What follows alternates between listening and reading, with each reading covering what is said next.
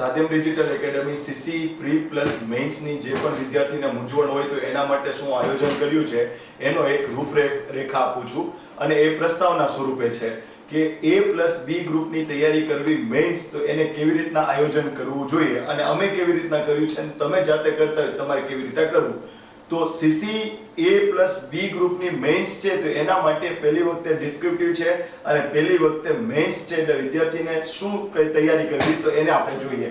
તો સીસી નો કોર્સ અમે બનાવ્યો છે અને એને અમે A પ્લસ બી ગ્રુપ બંને માટે કોમન રાખ્યો છે અને એમાં કેવી રીતના છે તો જોઈએ. આપણે CC pre plus mains A plus B માં આપણે જઈએ તો એમાં અમે આવા સેક્શન બનાવ્યા છે.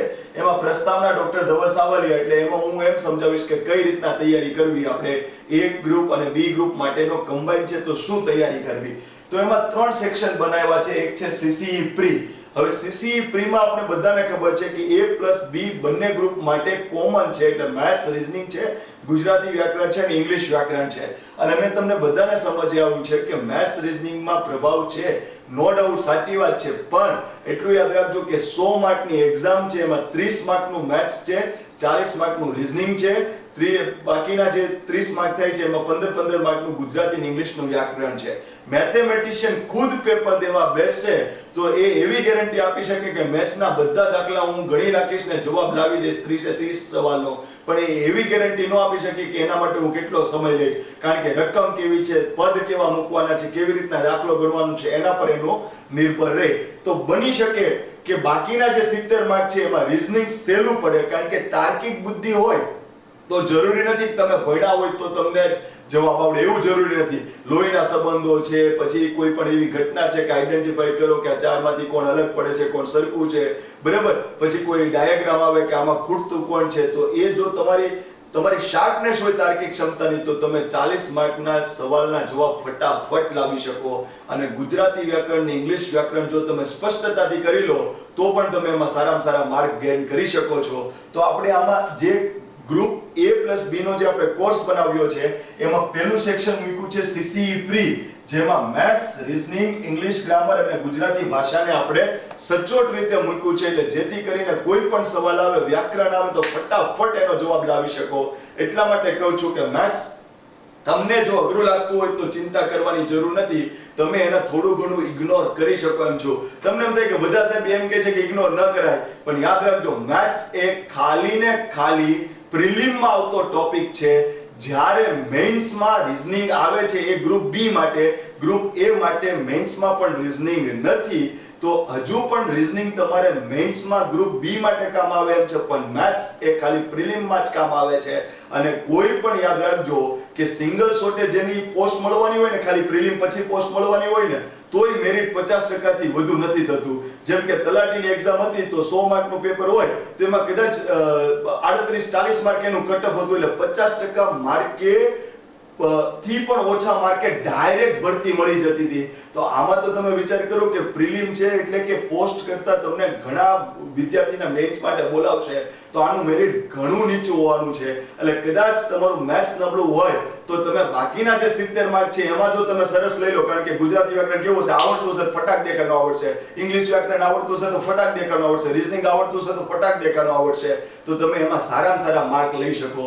તો એમાં આપણે આયોજન કર્યું છે અહીંયા ટ્રિક્સ કે બધી જ રીતના બધું કમ્પ્લીટ કરીને આપણે ઇંગ્લિશ ગ્રામર અને ગુજરાતી વ્યાકરણની સારી રીતના ટેક કરી શકીએ, મેથ્સ અને રીઝનિંગને પણ સારી રીતના ભણી શકીએ એવું આપણે આયોજન કર્યું છે સીસી પ્રી. પછી જે અમે મૂક્યું છે સેક્શન છે સીસી મેઇન્સ ગ્રુપ એ માટે ડિસ્ક્રિપ્ટિવ. હવે આ જે ડિસ્ક્રિપ્ટિવ છે એમાં તમે યાદ રાખજો કે સૌથી મોટી ચેલેન્જ આ છે, કારણ કે ગ્રુપ A અને ગ્રુપ B માં ગ્રુપ A માં જે પોસ્ટ છે હેવી પોસ્ટ છે, એટલે કે તમને સારું એવું તમે જે વિચારો છો કે ભાઈ હું એક સારો તરીકે અધિકારી પદ મને મળે અથવા તો હું સારી કાર્યગીરી કરી શકું અથવા મારી પાસે રિસ્પોન્સિબિલિટી સારી આવે, રિસ્પોન્સિબિલિટી સાથે એકાઉન્ટેબિલિટી પણ હોવી જરૂરી છે, પણ તમે જેમ કહો છો કે ભાઈ ડીવાયએસઓ એસટીઆઈ તો એની જેવી જ પોસ્ટ થોડી એનાથી સ્ટેજ નીચે, પણ એ સીસી ગ્રુપ એમાં આવશે અને એના માટે તમારે ખાલી ટીક નથી કરવાનું, એના માટે તમારે ડિસ્ક્રિપ્ટિવ લખવાનું છે. અને અહીંયા તમને હું દર વખતે કહું છું કે ખોટું મેથ્સ રીઝનિંગ નો એવો હાવ ક્રિએટ ના કરો કે બસ એ જ છે હવે CCE, કારણ કે પ્રિલિમ જ પાસ થઈ શકશો, મેન્સે તરત જ તમારી ગાડી અટકી જશે.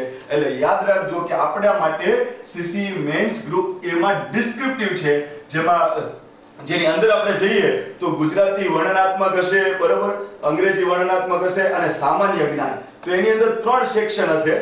પહેલું આવશે ગુજરાતી વર્ણનાત્મક 100 ગુણ. તો એના અંદર અમે અહીંયા બધું કન્ટેન્ટ ફિલઅપ કરશું કે ચર્ચાપત્ર પૂછાય તો કેમ લખાય, અહેવાલ લેખન પૂછાય તો કેમ લખાય, પછી શું કહેવાય સંક્ષિપ્તીકરણ હોય તો કેવી રીતના લખાય, પછી 1/3 કરવાનું હોય કોઈ પણ પેરેગ્રાફને તો કેવી રીતના કરાય.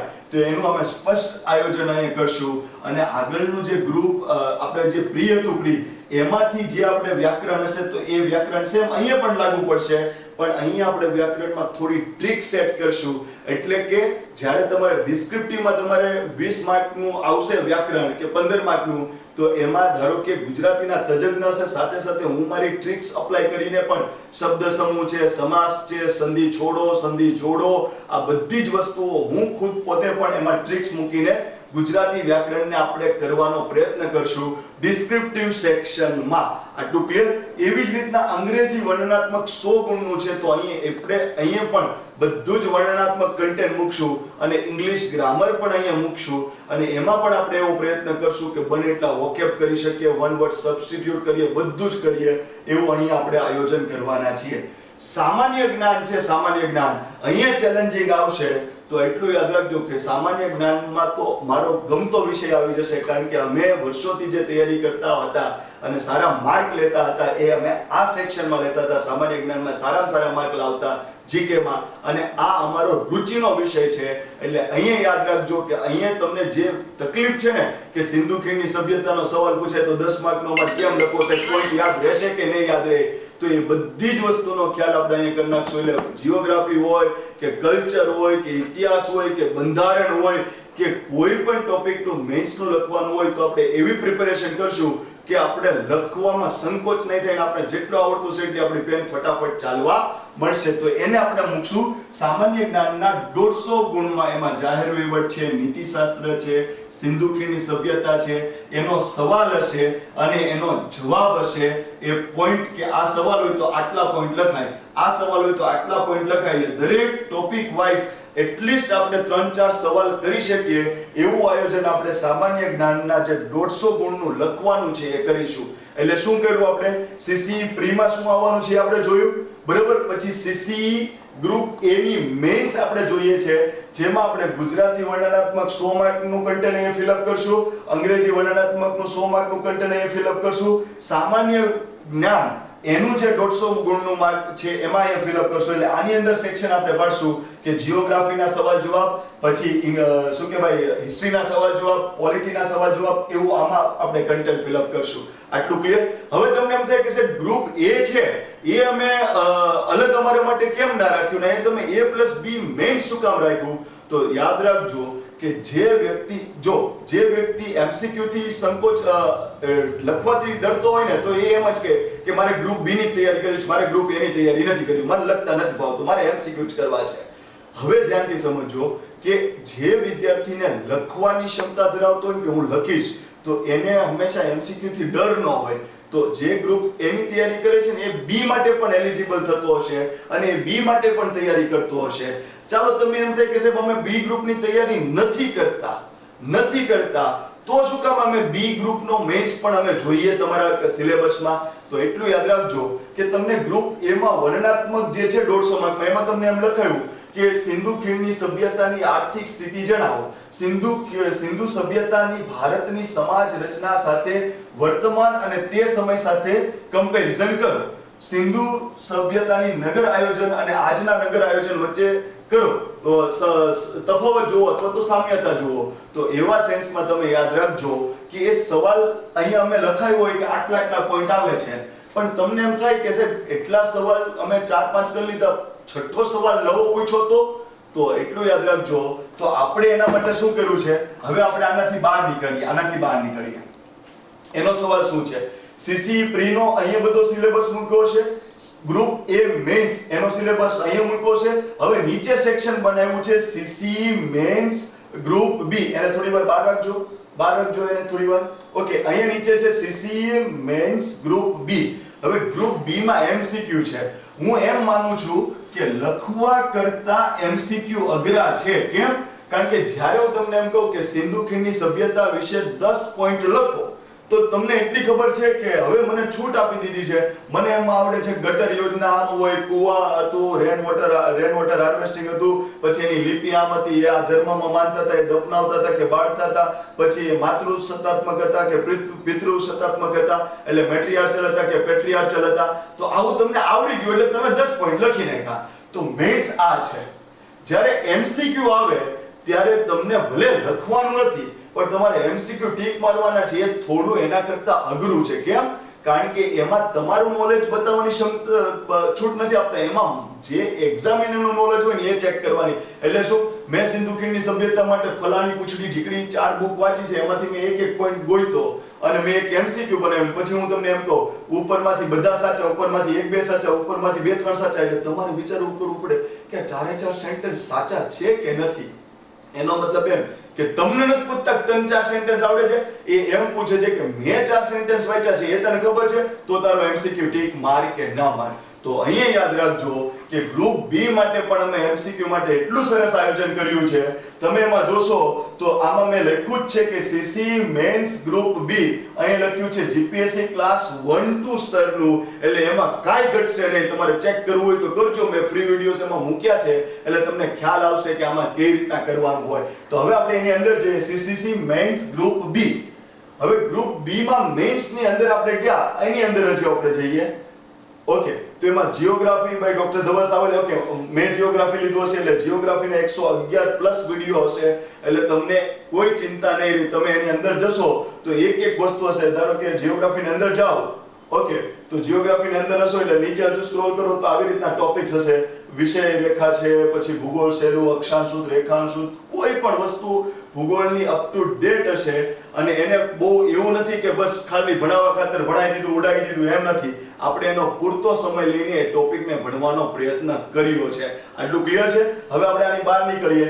જેમ આવી રીતના ભૂગોળ છે એવી જ રીતના નીચે હશે બંધારણ, ભારતનો ઇતિહાસ, બરાબર, એની અંદર હશે બધા ટોપિક. પછી ગુજરાત અને ભારતનો સાંસ્કૃતિક વારસો હશે, એ મેં પોતે લીધું છે. અર્થશાસ્ત્ર હશે, પછી એની નીચે હશે સાયન્સ એન્ડ ટેકનોલોજી. હવે અહીંયા યાદ રાખજો, સાયન્સ એન્ડ ટેકનોલોજી અત્યાર સુધીની જે એક્ઝામ હતી એમાં જનરલ સાયન્સનું પ્રભુત્વ હતું, પણ સીસીની એક્ઝામમાં સ્પષ્ટ કીધું છે કે સાયન્સ એન્ડ ટેકનોલોજી. હવે અહીંયા આપણે સાયન્સ એન્ડ ટેકનોલોજી પર જ વધુ ભાર આપવાનો છે. એટલે કે ઇન્ફોર્મેશન ટેકનોલોજી શું છે, પછી બાયોટેકનોલોજી શું છે, પછી કમ્યુનિકેશન ટેકનોલોજી શું છે, આ બધી જ બાબત, ઈસરો કેવી રીતના કામ કરે છે, ડીઆરડીઓ કેવી રીતના કામ કરે છે, મિસાઇલોના પ્રકારો શું છે, બરાબર. બાકી જનરલ સાયન્સના થોડા ટોપિક જે આપણે જરૂરી છે એવા તો આપણે મૂકી જ દેશું. પણ હવે તમારા સિલેબસમાં સાયન્સ એન્ડ ટેક છે એટલે આપણે સાયન્સ એન્ડ ટેક પણ લીધું છે. પછી પંચાયતી રાજ છે, પછી આવી રીતના બધા ટોપિકો છે. ઇકોનોમી છે, સાયન્સ એન્ડ ટેક છે, કલ્ચર છે, હિસ્ટ્રી છે, જીઓગ્રાફી છે, પોલિટી છે, પછી જાહેર વહીવટ ને નીતિશાસ્ત્રનું કન્ટેન્ટ પણ આપણે અહીંયા મૂકવાના છીએ. આટલું ક્લિયર? હવે તમે બહાર નીકળો. આપણે જે 3 સેક્શન છે ત્યાં આવી જાઓ, બહાર નીકળી જાઓ. ઓકે, હવે જો આ જે મેં કોર્સ બનાવ્યો છે એમાં group A, group B, pre plus mains નો છે. એમાં તમે ધ્યાન રાખજો કે ગ્રુપ એ ડિસ્ક્રિપ્ટિવમાં કદાચ મેં તમને હિસ્ટ્રીના 100 સવાલ મેઇન્સ ના લખાવ્યા કે આવો સવાલ ને આવો જવાબ, જીઓગ્રાફીના 100 સવાલ કરાવ્યા, ધારો કે આવો સવાલ ને આવો જવાબ, છતાંય અમુક ટોપિક એવા રહી જાય કે સાહેબ એવું વિચાર આવે કે સાહેબ આવો સવાલ પૂછાય તો. એટલા માટે મેં કર્યું છે કે ગ્રુપ બી માં 900 જેટલા વિડિયો આપણે મૂક્યા હશે જીએસ ના એના, કે આવી રીતના સવાલ, આવી રીતના સિંધુ ખીણની સભ્યતા હોય, આવી રીતના વૈદિક સંસ્કૃતિ હોય, આવી રીતના કૃષિ હોય, આવી રીતના હવામાન આબોહવા હોય, આવી રીતના મૂળભૂત અધિકાર હોય, આવી રીતના મૂળભૂત ફરજ હોય. તો આ કન્ટેન્ટ અહીંયા બધું જ ફિલઅપ કરી દીધું હશે, જેટલું પણ ડિટેલમાં હશે એટલું. એટલે કદાચ તમે એક ગ્રુપનો સવાલ જવાબ કરતા તમને એવી ઈચ્છા થાય કે હજુ મારે એવું જોવું છે કે સિંધુ ખીણમાં આવો ટોપિક આવે તો હું કેમ લખીશ, તો એના માટેનું ડિટેલ કન્ટેન્ટ પાછું ગ્રુપ બી માં હશે, કારણ કે જેને એમસીક્યુ દેવા છે એને તો બધું જ વાંચવું પડશે. એને એવું નહીં જોવું પડે કે હેડિંગ વાંચી લે એટલે હેડિંગ નીચે પોઈન્ટ કરી લેશે એટલે હું લખી નાખીશ. એને તો બધું જ વાંચવું પડશે. તો એના માટે તમામ જીપીએસસી ક્લાસ 1 ટુ લેવલ નું મેં કન્ટેન્ટ ફિલઅપ કર્યું છે. એટલે તમને આમાં સવાલ જવાબની પ્રેક્ટિસ કરાવવામાં આવશે અને ઘણા બધા સવાલો અહીંયા કરાવવામાં આવશે સબ્જેક્ટ વાઇઝ, સામાન્ય જ્ઞાનના, ગુજરાતીના, ઇંગ્લિશના, અને એને સંબંધિત તમારે ડિટેલ માહિતી જોતી હશે તો એ સીસી મેઇન્સ ગ્રુપ બી માં સ્પષ્ટ રીતે મૂકવામાં આવશે. 700-800 પ્લસ વિડિયો એમાં અવેલેબલ હશે કે જેમાં એક સબ્જેક્ટની ડિટેલમાં માહિતી હશે. હું ફરીથી અહીંયા કહું છું કે ક્લાસીસ કરવું જરૂરી નથી, પણ તમે જાતે તૈયારી કરતા હોય તો ખોટું એવું પેનિક નહીં બનતા કે સીસી એટલે માત્ર મેથ્સ રીઝનિંગ. આ ખોટી ઊભી થયેલી હવા છે. આને તમે યાદ રાખજો કે તમારી જે જૂની પેટર્ન હતી એ જ પેટર્નની એક્ઝામ છે. માત્ર ફરક એટલો કર્યો છે કે જે તમને જીએસ પહેલા આવડતું હતું હવે એને મેઇન્સમાં મૂકી દીધું છે. એટલે પ્રિલિમ થી બધા વિદ્યાર્થીને આમ ચાળણીની જેમ દૂર કરી નાખશે અને પછી તમારે મેઇન્સમાં આવવાનું છે અને પછી તમારે આગળ પોસ્ટ મળવાની છે. કારણ કે મેથ્સ છે એ મેઇન્સમાં નથી. Group A, group B, reasoning છે એમાંય ગ્રુપ બી માં મૂક્યું છે. એમાં સ્પષ્ટ લખ્યું છે કરંટ અફેર્સ સંબંધિત રીઝનિંગ. એટલે એના માટે તમને જીએસ આવડતું હશે તો જ એના વિધાનવાળા વાક્ય ક્લિયર કરી શકશો. આટલું ક્લિયર? તો સમજદારી એમાં છે કે તમે તમારી જાતે તૈયારી કરતા હોય, ક્લાસીસ પર ભરોસો ના હોય અથવા તો ક્લાસીસનું મહત્વ ના હોય તો જાતે તૈયારી કરતા હોય તો એવું કંઈક આયોજન કરજો કે પહેલેથી તમે જીએસ નું સારામાં સારું વાંચતા જજો. અને જો તમે લખવાની ક્ષમતાવાળી એક્ઝામની તૈયારી કરો છો તો તમારે સ્પષ્ટ આયોજન કરવું પડશે કે જે પણ વાંચો છો એનો જવાબ તમારી સામે નહીં હોય, એને તમારા મગજમાં યાદ હશે, એમાંથી તમારે એ વસ્તુનો જવાબ લાવવાનો છે. એટલે કોઈ પણ ટૂંકો રસ્તો અપનાવતા નહીં, પ્રોપર સમય મળવાનો છે 4-5 મહિના. તો અત્યારથી જ આયોજન કરજો પ્રી પ્લસ મેઇન્સ. આટલું ક્લિયર? Okay, done. તો આ છે આપણું આયોજન. મેં કરેલું સાધ્યમનું આયોજન. તમે જાતે કરવું હોય તો તમારી જાતે પણ આ રીતના આયોજન કરજો. આટલું ક્લિયર? જય હિન્દ, જય ભારત.